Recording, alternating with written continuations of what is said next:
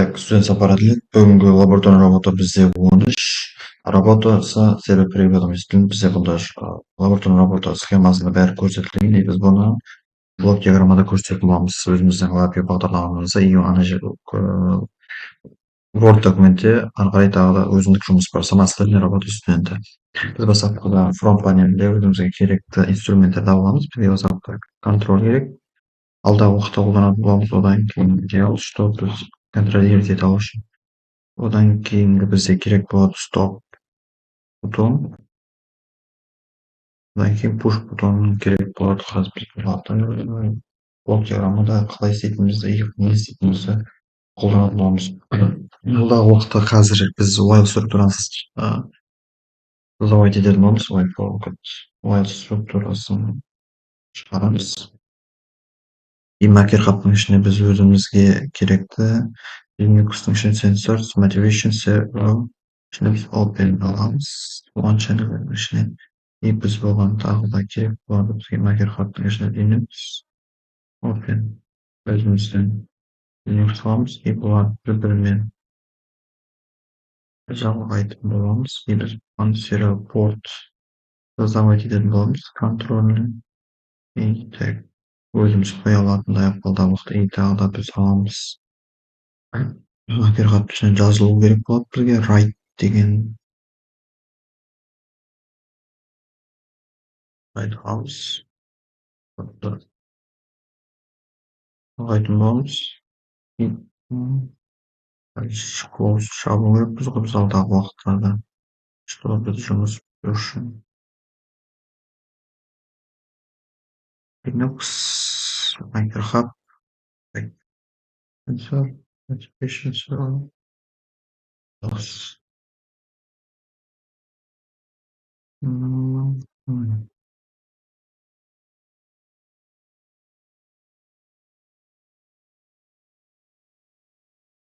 Linux close koydu. И simple error керек болады. Код жалғадық. Енді алдағыда айтып кеткендей бізге мәмілелік контроль, бізге бұл керек болады representation 28 түрі. Талғаймыз. Атқамыз. И бұны біз серверға приватқа жалып айтпамыз.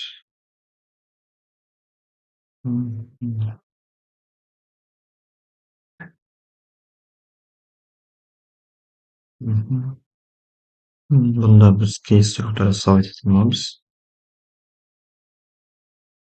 Кейс структураны біз полыстың ішінде өзімізге керекті. Жұмыс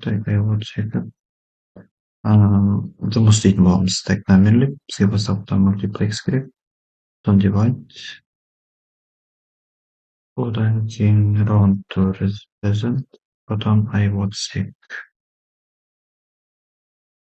Так, ялды біз multiplex қыламыз. И бұны біз контрол жасап етеміз. Констант жасап етеміз. Соны біз екінші аламыз. Бұны біз деп айтқыға жалғаймыз. Оған біз create жүксіне береміз. Бүгін уақытта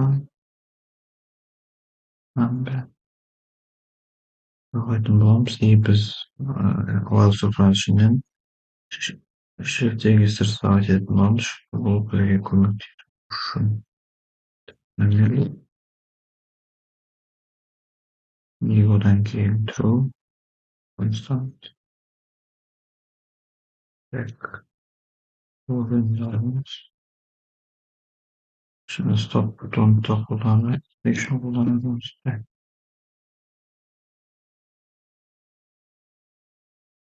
Evet. Olur.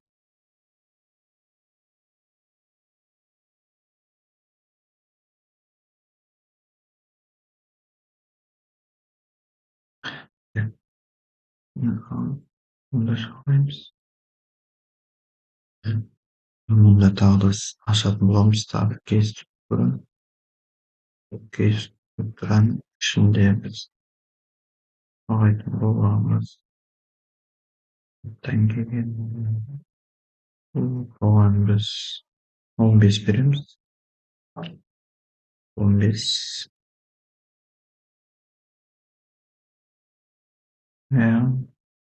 Одан кейін false'ға біз тоже санын қайталайтын боламыз. Так, мұнда біз бірақ бұған біз -40 беретін боламыз. -40.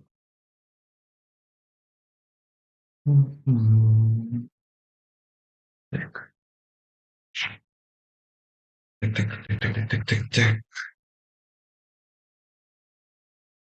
Так. Ендігісінде біз екінші кейс структураны шығаратын боламыз. Екінші кейс структура керек болады. И бұнда біз булендерді қолданатын боламыз. Олай булен дегенде компрессиондарды жасап үлкен болса, и кіші тең емес болса, и осыларға біз бастапқы бірінші мәндерге беріп шығатын боламыз. Одан кейін екіншілеріне біз өзіміз соответствующий константа беретін боламыз. Мынаған 2500.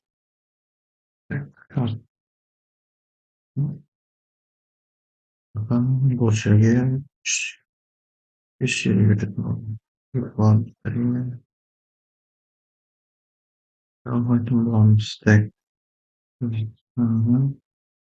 Осында шыққанды осыған тағы бір осыған алып, осында жалғайтын боламыз. Так. Дәл солай. Одан кейін трудың ішінде біз трудың ішінде біз 9 берем. 9 результат. Осында жалғайтын боламыз. Біз екінші false'ның ішінде тағы да кейс структура ашатын боламыз. Тағы да бір кейс структура ашатын боламыз. Бұл кейс структурамыздан трудың іші бізге дұрыс мән беру керек болады. False'ның ішінде өзіміздің мәнді шығару керек болады. Default деп аласың. Default деген осылай. Одан кейін біз бастап берілген нені жалғайтын боламыз. Бізде берілген бойынша осылай. Бізде лаби бағдарламасынан енді алдағы уақытта қалай істейтінімізді көрсететін боламыз. Біз енді фейс структураның іші жалғанғанын көре аламыз. Одан кейін біз шыққан мәнді осында өз-өзіне жалғау арқылы көрсететін боламыз. Бізде барлығы дұрыс көрсетілген көрсеткіштер бар. И біз мұндан аламыз да.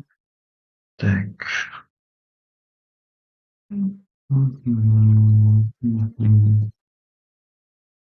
Беретін боламыз.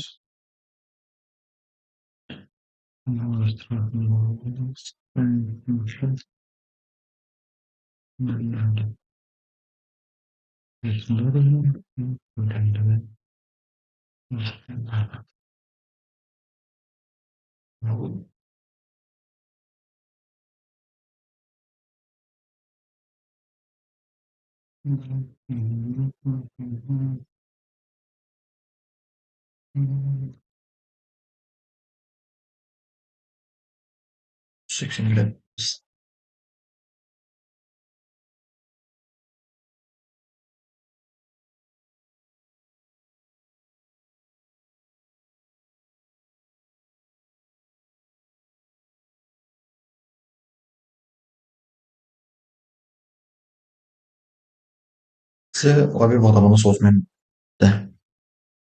Бізде лаби дайын. Енді ары қарай өзіміздің жауаптарын көре алатын боламыз. Қазір жалғастыратын боламыз.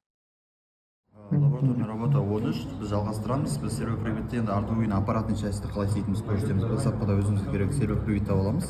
И осыған соответствующий бізде қызыл бұл бізде 5 вольт білдіреді, анау қоңыр болса бізде бұл ганнан білдіреді, анау бізде өзіміз жалғайтын нем білдіреді, пинді білдіретін болады. Біз саппада бірінші 5 вольтқа жалғап аламыз өзімізге керек соответствующий сымдарды.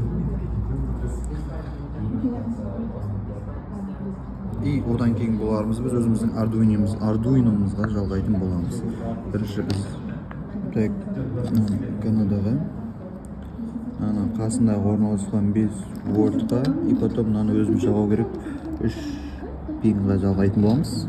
0,1, 2 жалғадым, 3-ке жалғадым. 3-ке жалғадым. И енді осы біз өзіміздің немізге жалғайтын боламыз. Arduino істеп тұрғанын көре аламыз. И одан кейін біз бұл жерде бірінші жібермес бұрын біз бірінші Tools-тың ішіндегі маркердің ішіндегі ішіндегі wireframe wizard дегенді көреміз, короче.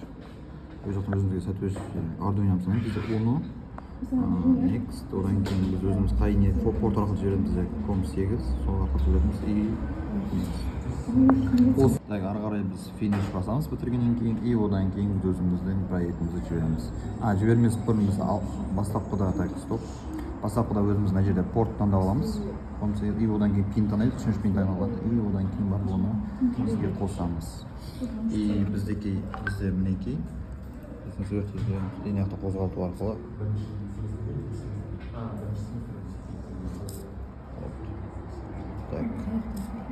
мінекей